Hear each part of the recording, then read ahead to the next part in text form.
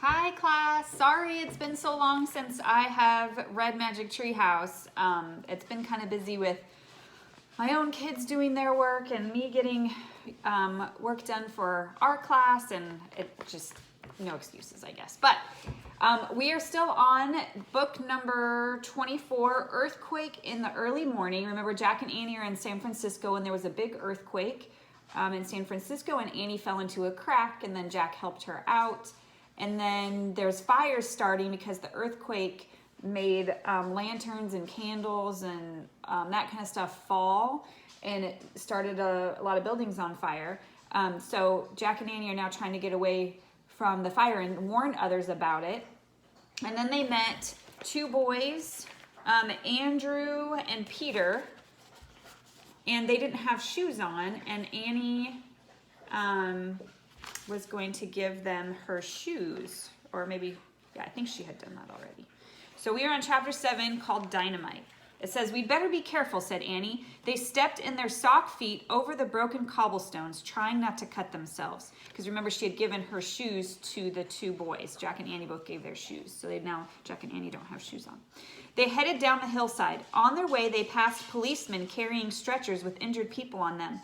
They passed soldiers directing all those trying to escape the fires. One man was trying to push a piano down the street.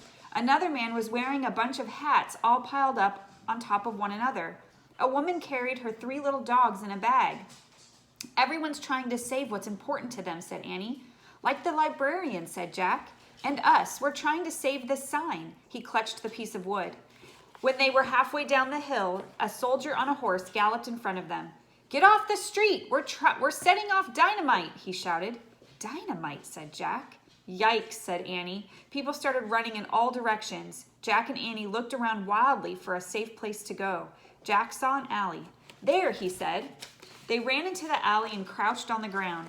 Jack reached into his bag for their research book, and he looked in the index for the word dynamite. He found it. Then he turned to the right page number and read, "After the fire started, the mayor had an idea. He thought that if some of the buildings were destroyed, the sparks would not fly from one wooden roof to the next. He ordered some buildings to be blown up by dynamite. His plan did not work. The firestorm raged from building to building, from street to street." Firestorm, Jack thought. The word sounded terrible. Just as he put the book away, a huge blast of dynamite shook the ground. Dust and dirt flew everywhere, even down the alley. Jack clutched their sign with one hand and he covered his eyes with the other. Annie did the same. Another huge blast rocked the ground. Jack tasted grit in his mouth. He looked at Annie. He was caked with dust from head to toe. He looked down at himself. He was just as dirty as she was. "Hey, would you look at those two?" someone said. "Now that's a story." Jack looked up. Betty, the newspaper reporter, and Fred, the photographer, were standing in front of them. Even though they were also covered with dirt, Fred was setting up his camera, and Betty was taking notes in her notebook. "Hold up your sign, Sonny," said Betty. Too stunned to say anything, Jack held up the sign with the poem about hope, and Fred took a picture. So the poem is what they're bringing back as their clue. And you can see the photographer and the reporter taking the picture of Jack and Annie. Another dynamite blast shook the ground. "Come with us, we're headed for the park," said Betty. "We can't, we're on our way home to our parents," said Annie. "Well, get going and be careful," said Betty. "Let's beat it, Fred." The photographer grabbed his camera equipment and the two of them rushed off. "I don't think Betty and Fred recognized us," said Annie. "I don't recognize us," said Jack. Another blast shook the ground. "Come on," said Annie. "Let's beat it." Jack and Annie jumped up. Jack put their sign in his bag and they started back down the hill. So now we're on chapter 8. Jack and Annie ran over the cobblestones. Dynamite blasts echoed behind them. They headed back down the hill. Flames shot across the roofs, traveling from one house to another. "We're heading right into the firestorm," Jack shouted over the noise. "We have to keep going," Annie shouted back, "before the treehouse catches fire."